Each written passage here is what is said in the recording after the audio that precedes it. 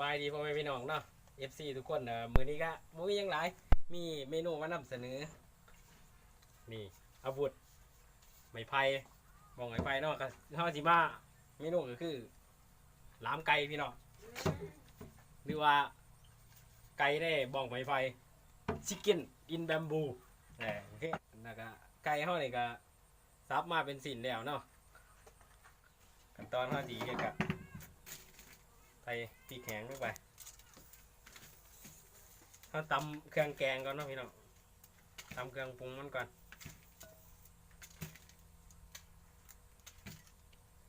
ใส่พริกแห้งลงไป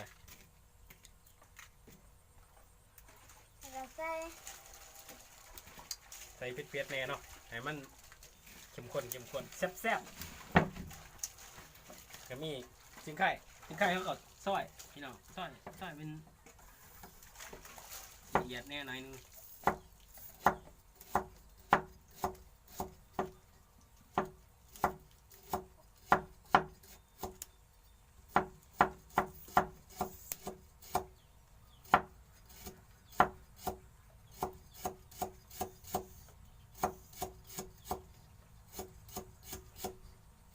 เมนูนี้ก็ถือว่าแซ่บเลยทีเดียวเลยพี่น้องมันสิ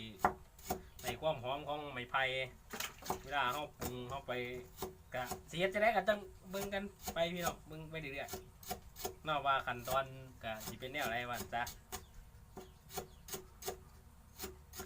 แล้วก็เอาไปคิดกินตามบาวอนก็ได้พี่น้องเมนูเด็ดเลยล่ะตัวนี้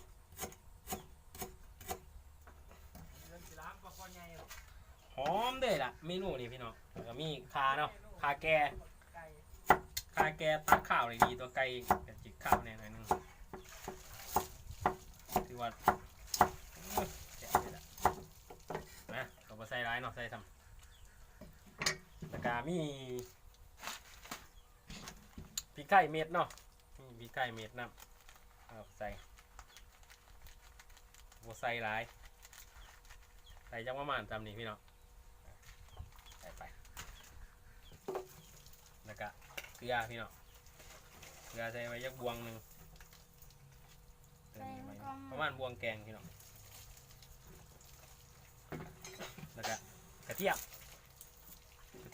ยมลาวโอ้กีบใหญ่เลยพี่น้องใส่ไปกับใบยัก3 กีบหอมแท้ทั้งงานนี่แล้วก็โขลกเลยตำให้ละเอียดพี่น้อง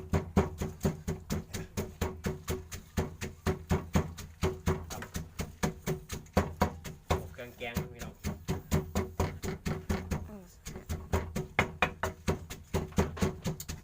โอ้เครื่องแกงนี่ก็หอมพี่น้องหากว่าท่านได้ปรุงนี่ก็ว่าหอมเลยพี่น้องหอมแสดงว่าไว้ในเครื่องเทศเครื่องแกง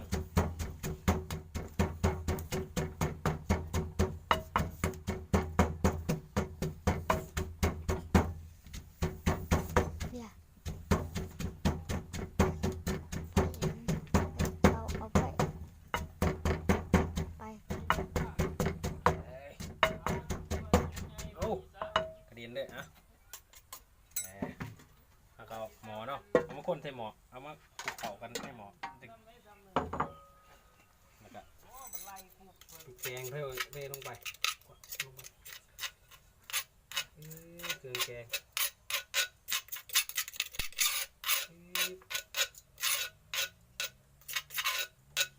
ง่ายๆเลยพี่น้องแล้วก็มีใบขี้หูด้วยพี่น้องใบมะกรูดอันนี้ก็ฉีกเรื่อยๆเด้อพี่น้อง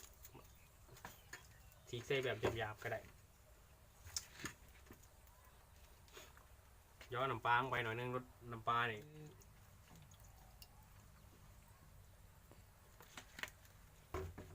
แล้วก็แป้งนัวผงนัวพี่น้องใส่หน่อยแซ่บหน่อยใส่ร้ายแซ่บร้ายเขาว่าใส่แมนเบิร์ดกระปุกนี่ป่ะ อันนี้ก็บอกลิ้นชื่อหรอกเดี๋ยวมันจะเสียบโผดเลยเสียบโผดก็สิยากอย่างนี้เนาะพี่น้องเนาะมาคนหมอเรียกพี่น้องเป็นคนมาเลย ไอ้สีแดงนี่ปลากันดิมันไก่รักมากนี่ไก่ซื้อมากพี่น้อง ตุ่มไก่ขี้รักนี่บอกค้นแดนนี้ด้วยได้นี่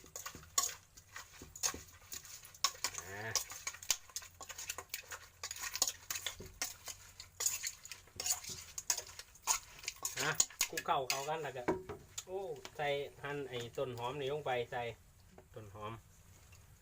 เพิ่มความหอมเนาะพี่น้องเนาะได้กินความหอมห้วยไป3หลังบ้านเลยแหละพี่น้องผู้ใดเพิ่นป้อมหิวขอแรงนี่มันเกิดสิว่าแนมหน้าแนมหลังเดี๋ยวหอมไม่ซ้ายมันก็ว่าแล้วพี่น้องเลยบ้านข้างๆนี่ซองหาเลยแหละพี่น้องเมนูนี่หอมไม่ได้ซ้ายที่ว่าแล้วแหละเมนูหอมกลุ่ม3หมู่บ้านพุ่นนะ แซ่บเลยพี่น้องหอมเลยอ่ะเพราะว่าเขาก็สิเอาใส่นี่เนาะบังไม้ไผ่นี่เขาก็สิปรุงแล้วเขาก็ยัดเข้าไปเขาไปเผาไฟพี่น้องเผาไฟสุกอู้มันหอมเลยอ่ะตัวนี้แซ่บแต่ว่าตัวนี้เขากับเครื่องปรุงเขากับกาเนาะว่ามันสิได้ทีบ่พอดีบ่ทีนะคือว่าเขาซีมบ่ได้มันดิบพี่น้องมันเป็นลาบหัวเขากับกาเอาพี่น้องเข้าไปนะบอกไม่ไปนะพี่น้องเนาะโอ้ยกอเข้าไปนี่เนี่ยคายเข้าไปพี่น้องเลยไปปรุงก่อนกระเทียมไปมะกรูดก่อนเมนูเล็ดเลยแหละพี่น้องตัวนี้ก็สนใจก็เอาไปตามเลยเด้อพี่น้องเด้อเมนูนี่สิเดหูว่าโอ้แซ่บสำไหนสิว่าโอ้สูตรดีสูตรว่าบอลนี่สิว่าโอ้คักหลายสิว่าสูตรเด็ดเลยแหละพี่น้องเลย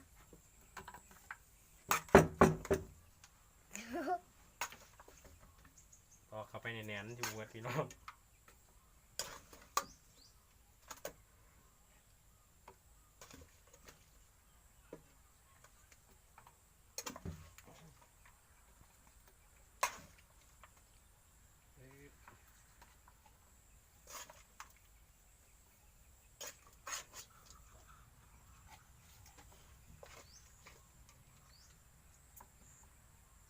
เข้ามาตรงใส่น้ำด้วยพี่น้องตัวนี้น้ำไผ่มันจะออกมาเองเพราะมันก็จะมีน้ำน้อยๆแล้วก็จะได้ความหอมของไม้ไผ่เนาะไม้ไผ่นี่ก็แม่นว่าเน้นเป็นไม้ไผ่อ่อนด้วยพี่น้องเด้อเน้นเป็นไม้ไผ่อ่อนมันจะเขาที่มีน้ำร้ายเนาะจีน้ำที่เขาขังในหม่องเขานี่มันก็จะมีร้ายก็จะมันก็จะบ่ไหม้ไฟไว้แล้วก็จะได้ความหอมเนาะไม้ไผ่อ่อนนี่หอมเลยแหละแบบเดียวคือจังกับเฮาเช็ดข้าวหลามเลยพี่น้องหอมเลยเมนูหลายโหดเนาะ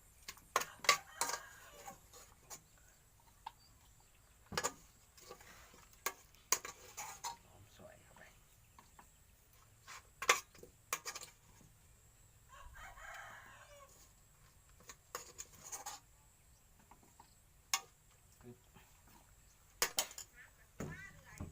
ทีเด็ดถ้าเอาตัวนี้เนาะปิดปากนะพี่น้องเนาะพักนั่งเลือดพักนางสาวเลือด พักนางเดือดเนาะโอ้นางสาวเนาะนางสาวอีกที่ว่าเพิ่นเมื่อท่านมีผัวเนี่ยถ้ามานางสาวเลยบริสุทธิ์ด้วยนะพี่น้องนางสาวเลิศมาตามมาบัดนี้เขาสิมาไปเผาไฟกันพี่น้องเผาไฟว้ายมีก้นหนาวอยู่วะเบาหนูหนาวเบาหนูหนาเดี๋ยวมันก็ไปอาบน้ำน้องสาเพิ่งกันหนาวเพิ่งปิงไฟว่าวอนดังไว้เนาะไฟสำหรับเผาหลามไก่พี่น้องโอ้เยี่ยมกลับไปดิเพื่อนหน่อยนะเพื่อนหน่อยสู้เขาใหม่ทั้งมันจะใหม่ในไฟเจ้าก้อนนะใหม่ก่อนซุปเลยล่ะอ่ะอีกจังหน่อยเขาจะมาเบิ่งกันนะพี่น้องเนาะคือว่ามันไก่สูงเขาก็จะมาเบิ่งกันอีกเสียหนึ่งเนาะครับมันเอาไปเบิ่งกันเนาะพี่น้องเนาะว่าเป็นยังไงสุกหรือเปล่า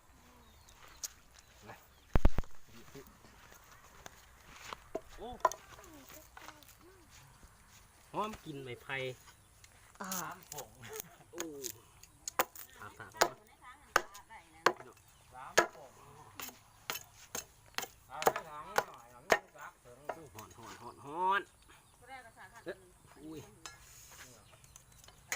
อนคักว่ะ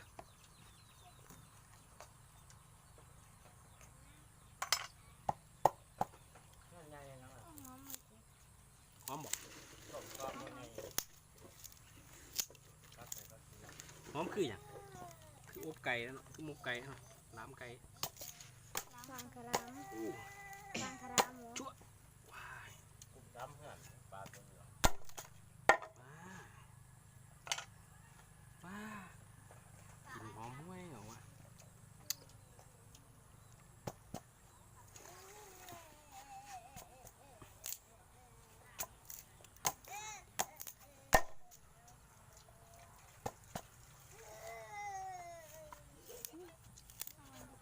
น้ำมีว่ามาเลยหอมหอมก็มุกหวานเลยน่ะหอมตัวไก่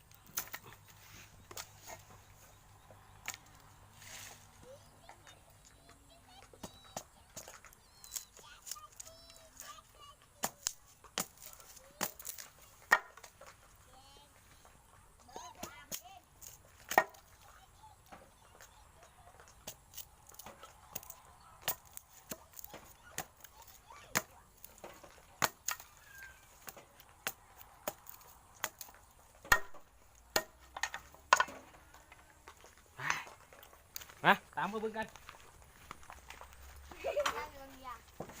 ว้าว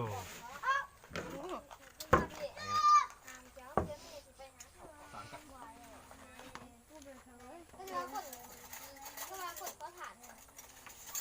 ก็เบิ่งเสือกากิ ตาไปหัว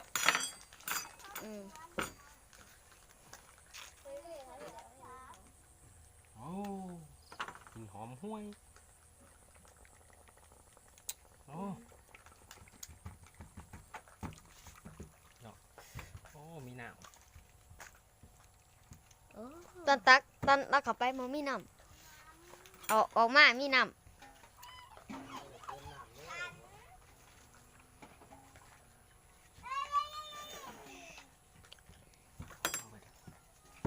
โอ้ขวบขวบ ว้าว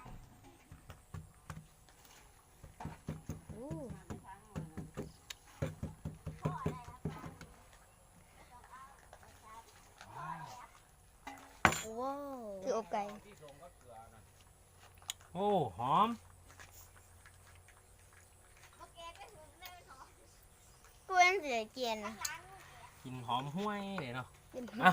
ซีบเบิ่งพี่น้องมาลองซีบเบิ่ง ฮะ เขาก็มาลองซีบเบิ่งเนาะรสชาติเป็นยังไงเอาใหม่นะ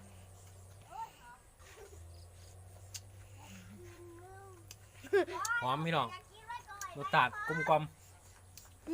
หอมอยู่เลย อะไรมันก็สิได้กินเครื่องเทศ เครื่องแกงเฮาแล้วก็หอมกินตะไคร้ ห แล้ว อม ก็ คือกระปุ่นล่ะ ไม้ไผ่ไผ่ที่เขาเผาอีกเนาะ หอมนี่เนาะหอมอย่างหอมคือกับปุ่นเขาปุ่นนี่ คักๆเบิ่งเขามาซีมตอมเนาะวันนี้เนาะว่าสิเป็นยังไง ไปแก้ทงกองให้เอื้อยน้องให้ไว้แล้วก็ไปตากดีๆกันได้ไหมล่ะไปเดี๋ยวนี้ ลูกมาท อืมนุ่มเนี่ยก็สิออกนุ่มแล้วก็หอมแล้วกินหอมของไม้ไผ่เนาะคือว่าเด็ดเลยพี่น้อง ำ เยี่ยม